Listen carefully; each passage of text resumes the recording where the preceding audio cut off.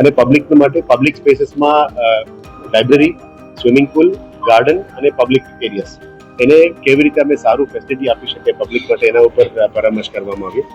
અને આવનારા દિવસોમાં હોકર ઝોન્સ, જે સ્ટ્રીટ વેન્ડર્સ છે, એમાં કોઈનું રોજીરોટી નુકસાન ના થાય, એમને વ્યવસ્થિત એક જગ્યા ઉપર લાયસન્સ લઈને પ્રોપર કેવી રીતે વેચાણ થઈ શકે, શાકભાજીમાં પણ કેવી રીતે પબ્લિકનું એક જ જગ્યા ઉપર એક જ પ્લોટમાં બધું મળી શકે, એના માટે પણ અત્યારે પગલાઓ લેવાનું નક્કી કર્યું છે.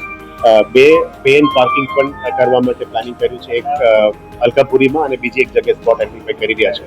જ્યારે વરસાદ થાય, જ્યારે વોટર લોગિંગ થાય, તમામ અધિકારીઓ ફિલ્ડમાં રહે એના માટે પણ ખાસ કરીને પગલાં લેવા માટે અમે ટીમ્સ ગોઠવણ કરી છે. એટલે તમામ અધિકારીઓને ફિલ્ડમાં રહીને કામ કરવા માટે સૂચના આપી છે. કઈ જગ્યામાં રેઇન વોટર હાર્વેસ્ટિંગ કમ્પલસરી કરવાની હતી, નથી કર્યા, એનું પણ ચેકિંગ કરવાનું પણ સૂચના આપી છે. ફાયર એનઓસીસને પણ ઇસ્યુ આવી હતી, એમાં હોસ્પિટલ સિવાય હાઈરાઇઝ બિલ્ડિંગમાં પણ કયા જર્જરિત છે, કયા ડિક્લેર કરવું છે, કયા ડેમોલિશ કરવું છે, કયા જર્જરી ડિક્લેર કર્યા પછી નોટિસ ઇસ્યુ કરવું છે, આ તમામ ઉપર પણ ડિસ્કશન ચાલી છે. આવનારા દિવસોમાં જે રિંગ રોડની ડેવલપમેન્ટ છે એના ઉપર પણ વુડામાં મીટિંગ લેવાના છે. એટલે 30-35% કામ બાકી છે, એના માટે પણ રાજ્ય સરકારનું ગ્રાન્ટ સપોર્ટ પણ માંગી છે.